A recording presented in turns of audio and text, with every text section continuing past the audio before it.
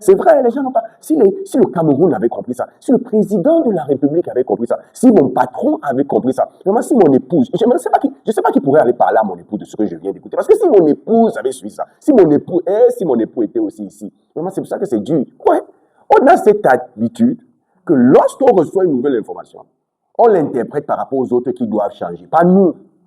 Non, nous, on ne doit pas changer. Or, la meilleure chose que tu puisses faire pour aider les autres et pour devenir utile aux autres, c'est de commencer à appliquer ça dans ta propre. Est-ce que vous savez que ton niveau de revenu est déterminé par ta valeur sur le marché et ta valeur sur le marché est déterminée par ton utilité pour les autres? Ça veut dire que plus tu es utile, plus tu es valeureux, plus ça te crée des opportunités de gagner plus de l'argent. Dans cette vidéo, je voudrais qu'ensemble, on voie une attitude, une façon de faire, une philosophie qui va nous aider à accroître rapidement notre utilité et ainsi accroître notre valeur et nous ouvrir des opportunités pour gagner plus d'argent. Parce que contrairement à ce que les gens pensent, l'argent n'est rien d'autre que la récompense pour un service rendu, pour un problème résolu, pour une valeur qu'on apporte à d'autres personnes. En économie, on parle souvent de ce qu'on appelle la fonction d'utilité. Toi, tu as fait économie, tu sais un peu ce que c'est, n'est-ce pas? La fonction d'utilité. On mesure la valeur d'un bien, on mesure la valeur d'une personne par son utilité. Et si on veut parler simplement, tu es utile à quoi? C'est la question à laquelle tu devrais pouvoir répondre. Il y a beaucoup de personnes, et je causais avec certains aînés, qui se plaignaient en disant que nous, on a fait tellement d'écoles et c'est frustrant que nous vivons dans un pays où les footballeurs, les musiciens sont des stars, sont ceux qui gagnent plus que nous qui avons fait de très grandes écoles. Et j'ai dit aux collègues que ce que tu dis est vrai. Celui qui fait de très grandes écoles va jusqu'à l'agrégation, a fait beaucoup de sacrifices. Mais il faudrait savoir que le marché a une échelle de valeur qui n'est pas forcément la nôtre. Et si tu donnes au marché ce qu'il désire, même si tu n'as pas fait de grandes écoles, le marché va te récompenser. Parce qu'en fin de compte, il faut le savoir, lorsqu'il s'agit de gagner de l'argent, c'est le marché qui est le juge. Ce n'est pas toi qui es le juge. Ce n'est pas parce que tu as souffert pour obtenir une compétence que le marché doit... Parce que beaucoup sont frustrés dans la vie parce qu'ils se disent que parce que j'ai souffert pour développer une compétence ou parce que j'ai souffert des années pour devenir ceci, alors je devrais mieux gagner ma vie. Tu ne gagnes pas ta vie en fonction de la souffrance, du sacrifice que tu as mis à développer une compétence. Tu gagnes ta vie parce que tu es utile au marché. Si nous ne sommes pas assez humbles pour comprendre ça, ça va être très compliqué. Tu peux aller jusqu'à l'agrégation. Tu peux développer, devenir un ingénieur dans un secteur de pointe, mais si le marché n'en a que foutre de ça, tu vas mourir pauvre. Parce qu'en fin de compte, c'est là où l'argent se fait. L'argent se fait là où on vend et on achète. Ceux qui ont l'argent ont des besoins. Ceux qui ont l'argent ont des désirs. Ceux qui ont l'argent recherchent quelque chose de particulier. Et si la chose qu'ils recherchent, tu ne l'as pas, tu as peut-être autre chose que toi, tu trouves valeureux. Parce que tu as pris des années pour développer la compétence. Et si le marché ne valorise pas ça, tu auras développé cette compétence pour rien.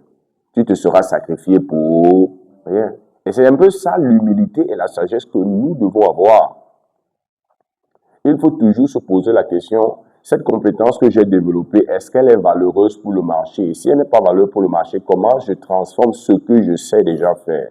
La compétence que j'ai développée, le diplôme que j'ai acquis, le savoir-faire que j'ai, le savoir que j'ai, le savoir-être que j'ai, comment je le transforme en une valeur, en quelque chose d'utile pour le marché. Si cette équation, chacun d'entre nous ne réussit pas à la résoudre, on va rester frustré.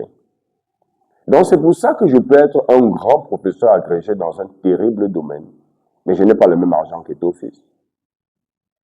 Parce que le marché paye beaucoup les gens comme Étofils. Il voulait que dans mon domaine d'expertise, j'arrive à savoir qu'est-ce que le marché recherche et à transformer ce que j'ai dans mon domaine de compétences en quelque chose d'utile pour le marché. L'argent, c'est au marché qu'on l'obtient. là où les gens viennent pour acheter des choses qu'ils recherchent, des solutions à leurs problèmes ou une meilleure qualité de vie. Donc, c'est comme ça toujours que je dois réfléchir et je pense que ça, c'est une erreur dans laquelle on nous a plongé inconsciemment, de nous faire penser que lorsque j'ai pris beaucoup de temps pour devenir ce que je suis, alors je dois avoir l'argent. Les gens disent que je ne comprends pas. C'est là où vous pouvez voir, vous pouvez trouver quelqu'un dans la rue, il dit que j'ai un master en, mais je suis vendeur d'eau glacée. La réalité, c'est quoi? C'est que tu peux avoir un master en cette chose ou dans ce domaine, la réalité, mais est-ce que tu es utile pour les entreprises vers lesquelles tu veux aller? Donc, il est important que chacun d'entre nous réponde à cette question. Il ne s'agit pas de diplôme, il ne s'agit pas de compétences ou de, je ne sais pas quoi, de certification. Il ne s'agit pas du temps que j'ai investi pour développer tel ou tel aspect. Il s'agit en fin de compte, ce que j'ai développé là, ce que j'ai acquis là, est-ce que ça me rend utile? Parce que si je suis utile, j'ai de la valeur. Et si j'ai de la valeur, j'aurai l'argent. D'accord? Et donc, ce passage-ci, on va se référer à une histoire que Jésus a racontée pour que l'on puisse voir l'attitude que nous devons adopter pour accroître notre utilité, pour accroître notre valeur et ainsi nous ouvrir des opportunités d'avoir l'argent. C'est dans le livre de Matthieu, le chapitre 7. Je vais lire à partir du verset 1 jusqu'au verset...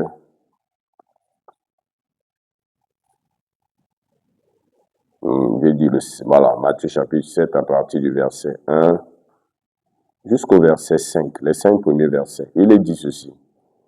Ne portez de jugement contre personne afin que Dieu ne vous juge pas non plus, car Dieu vous jugera comme vous aurez jugé les autres. Il vous mesurera avec la mesure que vous employez pour eux. Pourquoi regardes-tu le brin de paille qui est dans l'œil de ton frère alors que tu ne remarques pas la poutre qui est dans ton œil? Comment peux-tu dire à ton frère, laisse-moi enlever cette paille de ton œil alors que tu as une poutre dans le tien? Hypocrite, enlève d'abord la poutre de ton œil, alors tu verras assez clair pour enlever la paille de l'œil de ton frère. Je veux qu'on s'attarde particulièrement sur cette histoire de la paille et de la poutre. Quand nous finissons au verset 5, il dit, pourquoi n'enlèves d'abord-tu pas la paille qui est dans ton œil, la poutre qui est dans ton œil, alors que tu verras assez clair pour enlever la paille qui est dans l'œil de ton frère?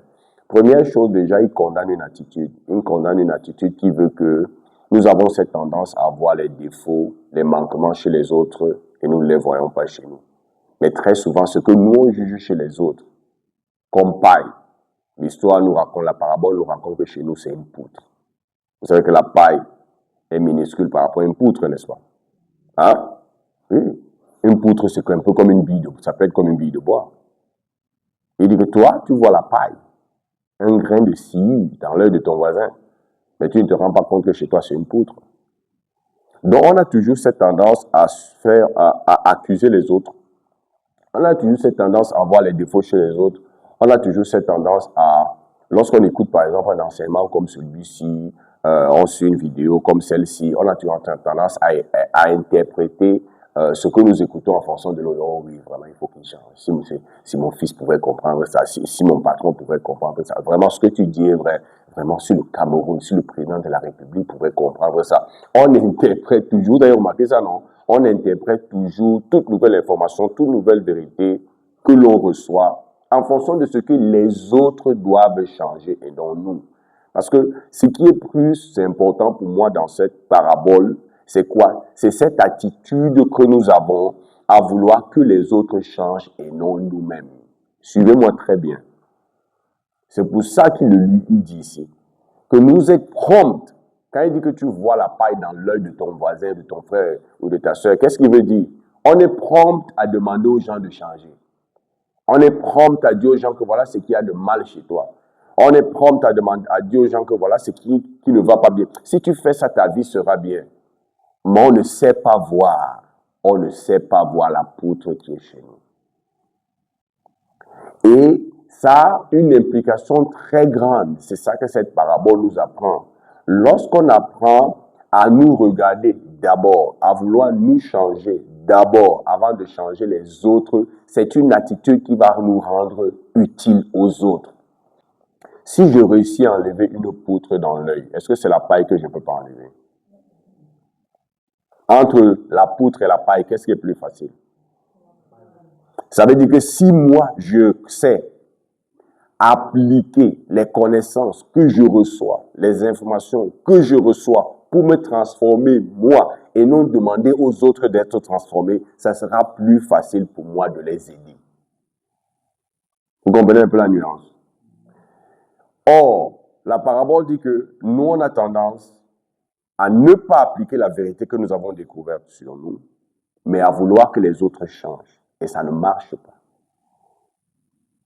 Il dit dans la parabole que, comment peux-tu dire à ton frère, laisse-moi enlever la paille de ton œil alors que tu as une poutre dans le tien? Il dit, hypocrite, enlève d'abord la poutre qui est dans ton œil. Il dit, alors tu verras assez clair pour enlever la paille dans l'œil de ton frère.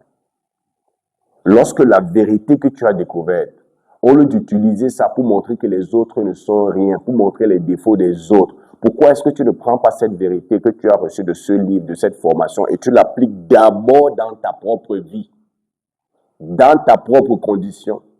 Et il dit que lorsque tu l'appliqueras dans ta propre condition et que ça te portera des résultats, tu verras assez clair. Tu auras plus de clarté, tu auras plus de compréhension, tu auras plus de connaissances, tu auras plus d'expérience pour aider les autres.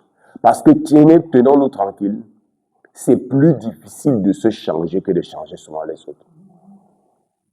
Et ça, j'ai réussi à me changer, à changer ma condition. Ça devient plus facile. Pourquoi? Parce que très souvent, les autres passent par les mêmes problèmes et les mêmes difficultés par lesquelles nous sommes passés.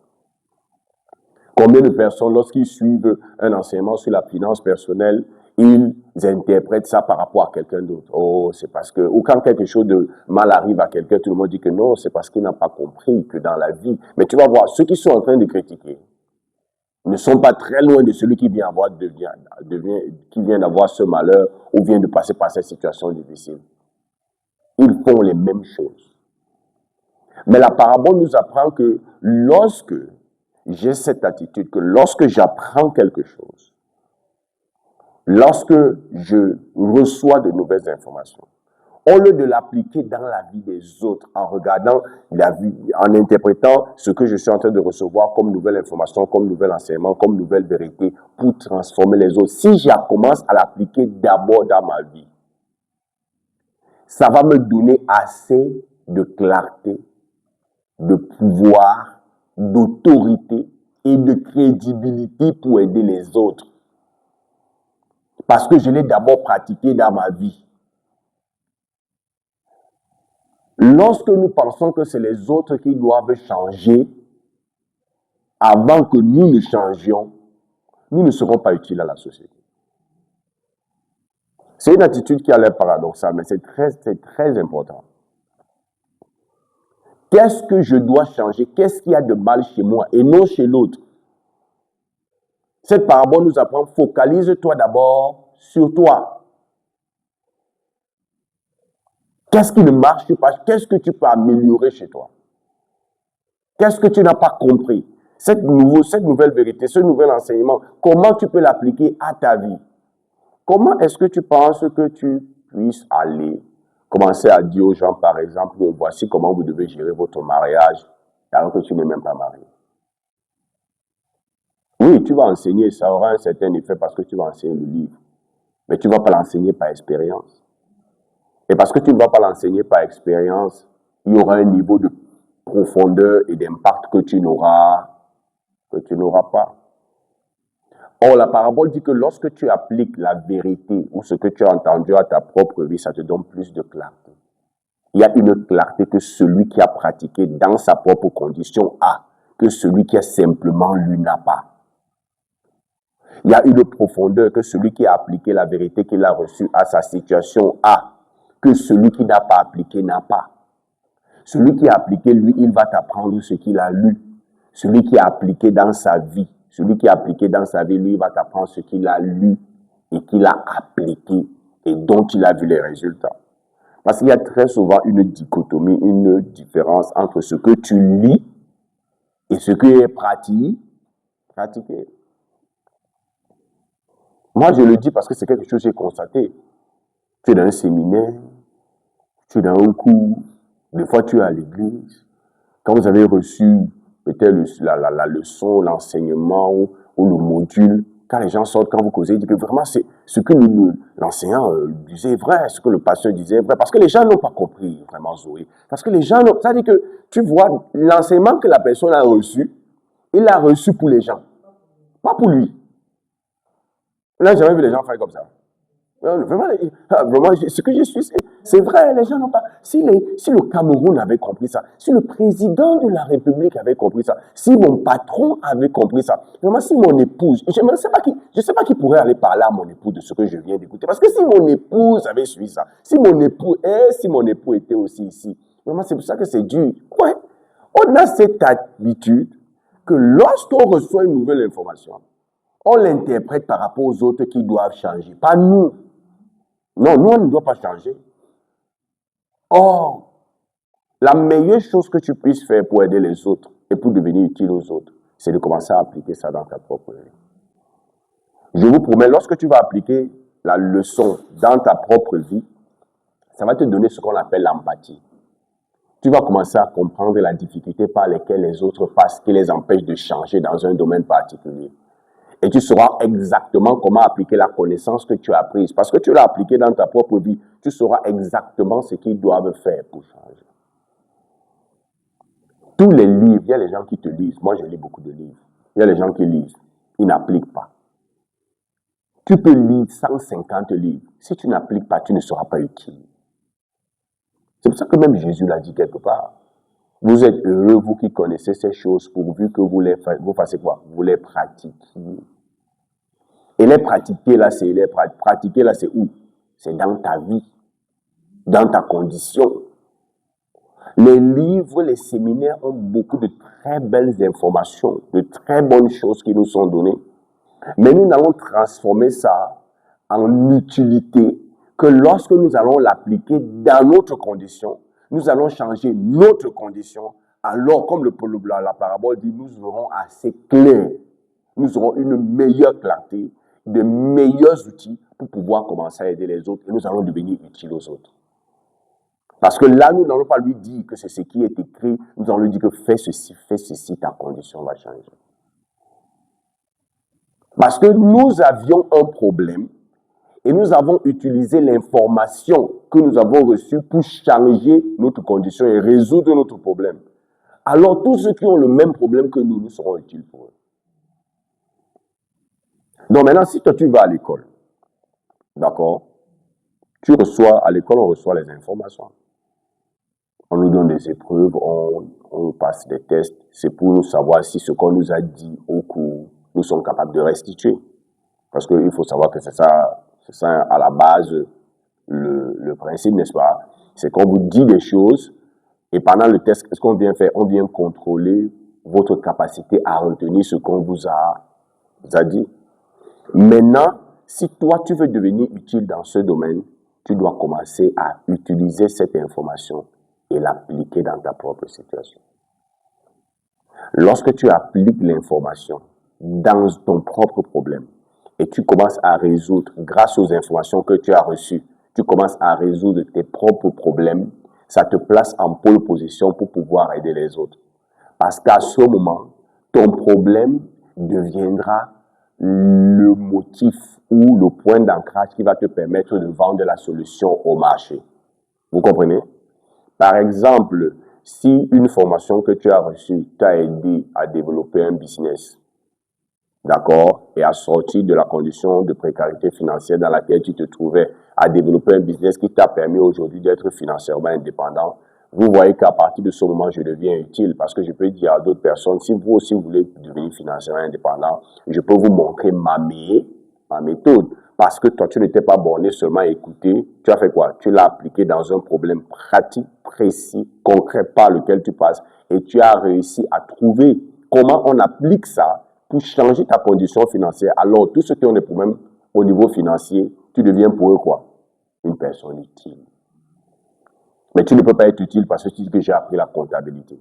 Maintenant, si tu as appris la comptabilité et tu l'as appliqué dans un contexte d'entreprise où tu as résolu des problèmes de comptabilité, tu as mis sur pied un système de comptabilité, ça te met en pole position pour pouvoir aider les gens. Le marché veut celui qui est utile. Utile veut dire quoi? Qu'est-ce que tu peux me faire? Quel que tu peux m'apporter? Le marché ne cherche pas celui qui a fait comptabilité. Le marché ne cherche pas celui qui a fait informatique. Le marché a ses problèmes. J'ai un problème avec mon application. Est-ce que tu peux résoudre le problème? Je veux quelqu'un qui crée telle application. Est-ce que tu peux me créer telle application? J'ai un problème dans mon site. Est-ce que tu peux mettre sur pied mon système comptable? Est-ce que tu peux m'aider à développer, à élaborer mon dossier de crédit? Ils ont des problèmes concrets. Et si toi, tu as eu cette connaissance dans ton cursus académique et tu n'as pas eu l'occasion d'appliquer ça dans une situation qui te concerne ou la situation qui concerne un proche, au point de transformer ce que tu connais en une utilité, en quelque chose qui peut résoudre un problème réel pour quelqu'un, tu auras des difficultés à être utile pour le marché. C'est pour ça que dans cette parabole, il dit, commence par appliquer d'abord, enlève d'abord la poutre qu'il y a chez toi. Tu dis que j'ai appris, je veux venir développer votre entreprise. Tu as d'abord développé ta situation, ta propre situation. Ou tu as développé la situation d'un proche. Donc voilà une attitude qui est simple, mais qui fait toute la différence. Quand tu lis un livre, quand tu assistes à un séminaire, quand tu vas à l'école, quand tu reçois de nouvelles informations, qu'on t'enseigne, à qui tu penses? Tu penses d'abord à l'appliquer dans ta propre vie ou tu penses que c'est les autres qui ont besoin de changer? Si tu as cette attitude que c'est toi qui as besoin de changer, alors tu seras toujours bien positionné pour être utile pour les autres. Pourquoi? Parce que lorsque moi je change, je peux aider maintenant les autres à changer. Vous êtes d'accord? Mais tant que moi je reçois les informations, je dis, c'est lui qui doit changer. Comme moi je ne change pas, je n'ai pas fait le processus qui m'a amené de ma situation présente au changement, alors je ne peux pas amener quelqu'un d'autre à faire la même chose. Je ne serai pas utile puisque je n'ai pas fait le parcours. Vous êtes d'accord? Parce qu'en fin de compte, qu'est-ce que les gens veulent? Les gens veulent le changement. Les gens achètent le changement. Quelqu'un a un problème, il veut quelqu'un qui ait apporté la solution. La solution, c'est quoi? Le changement. Quelqu'un est malade, il veut la guérison. La guérison, c'est quoi? Le changement. Quelqu'un a des difficultés dans son entreprise, il veut quelqu'un qui aide à booster ses ventes. Ce qu'il recherche, c'est toujours quoi? Le changement. Donc, si moi, j'ai obtenu une nouvelle information dans un livre, dans un séminaire, peut-être sur un réseau social ou sur YouTube, ou je ne sais quoi, et que j'ai appliqué cette information dans ma propre situation, et ça a produit le changement, c'est le changement que je viens de produire là, suivez-moi bien, c'est ça qui me rend utile. Ce n'est pas l'information de YouTube. Vous savez ce que je dis? Ce n'est pas l'information que j'ai eue au séminaire ou dans le cours ou dans le livre. C'est le changement que lorsque je l'ai appliqué dans la poutre, ça veut dire le problème que j'ai appliqué plutôt l'information dans la poutre ou le problème que j'ai, le changement que ça a produit là, c'est le changement là qui me rend utile. N'oubliez jamais ça. Et c'est le changement là que je peux vendre aux gens. Je peux dire que moi, j'avais une poutre dans mon œil. J'ai appliqué cette information et je sais maintenant comment on l'applique. Maintenant, je n'ai pas la poutre. Vous tous qui avez la paille dans vos yeux là, je peux vous aider à enlever cette paille. Vous comprenez? Mais ce n'est pas l'information qui est dans le livre que je vends.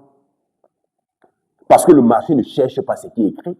Le marché cherche la solution, le changement. Et lorsque j'apprends une nouvelle chose dans n'importe quel domaine, le domaine des relations, le domaine du mariage, le domaine des finances, le domaine du marketing, le domaine de la technologie, lorsque je développe une compétence à apporter le changement dans un domaine particulier, je développe une nouvelle utilité pour le marché. Et cette nouvelle utilité-là accroît ma valeur sur le marché. Et ça m'ouvre des opportunités. Il y a des gens qui finissent. Ils vont te dire qu'ils ont une licence en gestion, maîtrise en gestion. Mais ils ne peuvent pas monter une DSF. Ils ne peuvent pas aider un chef d'entreprise à présenter ses états de fin d'exercice. Il ne peut pas. Mais il a appris à l'école. Est-ce que ça veut dire que ce qu'il a appris à l'école est faux? Non. Mais c'est qu'il n'a pas pris le temps, après l'avoir reçu l'information, d'appliquer l'information, de savoir comment on applique l'information pour produire des résultats tangibles qu'on appelle ici le changement. Maintenant, si lui, il a appliqué, il s'est développé une DSF, il s'est monté un business plan, il s'est monté une offre de service, il s'est, par exemple, monté les états financiers de fin de service, il est capable d'aller dire aux entrepreneurs, je peux vous aider à le faire. Parce que eux, c'est leur problème. Leur problème, ce n'est pas ce que tu as entendu. Leur problème, c'est le changement que tu es capable de produire. Et donc, c'est pour ça que dans cette parabole, Jésus dit, concentre-toi d'abord à enlever l'apôtre dans ton œil. Concentre-toi à avoir une expérience pratique de ce que tu as appris, à produire le changement dans ta propre vie ou dans la vie de quelqu'un qui est proche de toi. Alors, lorsque tu l'auras fait, il dit, tu verras clair, tu verras assez clair, tu auras assez de compétences, assez de compréhension, assez de clarté, assez de profondeur pour aider les autres. Et je vais vous dire, il y a plein de gens là-dedans qui ont des problèmes. Et tu peux te positionner comme l'apporteur de solutions, mais ça commence par quoi? Appliquer ça d'abord dans ta propre vie. Commence à appliquer ça chez ton enfant. Tu vois comment ça change ton enfant. Là, maintenant, tu peux dire aux gens, je peux vous aider à transformer vos enfants. Applique-le dans ton foyer. Tu vois comment ça change ton foyer. Là, tu peux dire que je peux vous aider. Applique-le dans ta situation financière. Ce n'est pas que tu pars lire un livre de finances personnelles, tu viens allumer la vidéo et tu commences seulement à partager. Est-ce que tu l'appliques toi-même? Parce qu'il y a une grosse différence entre ce que j'écoute et ce que j'applique. Il y a les subtilités lorsqu'on se met à appliquer. C'est pour ça que tout le monde peut lire un livre, mais très peu de personnes appliquent. Parce qu'il y a un autre niveau de difficulté quand on commence à appliquer. Et lorsque moi j'ai réussi à savoir comment appliquer ce que j'ai écouté, j'ai développé une compétence que celui qui a écouté simplement ne peut pas. Or, en fin de compte, qu'est-ce que les gens cherchent? Les gens cherchent comment appliquer ce que tu as écouté là, comment produire le changement. Et si nous développons cette attitude, que lorsque j'écoute quelque chose, je l'applique dans ma propre situation, ça veut dire quoi? Je bâtis une expérience qui me permet de pouvoir dire que oui, grâce à cette information, je suis capable de produire le changement dans la vie, dans ma situation, dans ma condition. Alors, je me place en pole position pour aider les autres. Parce que maintenant, je deviens utile aux autres. Pas en leur disant que j'ai écouté. Non, je l'ai appliqué. J'étais dans telle situation. J'ai fait ceci, ma situation financière a changé. J'ai fait ceci, ma santé a changé. J'ai fait ceci, mes relations ont changé. Si vous faites exactement ce que je dis, vous allez avoir les mêmes résultats que moi. C'est ça que je voulais qu'on voit aujourd'hui.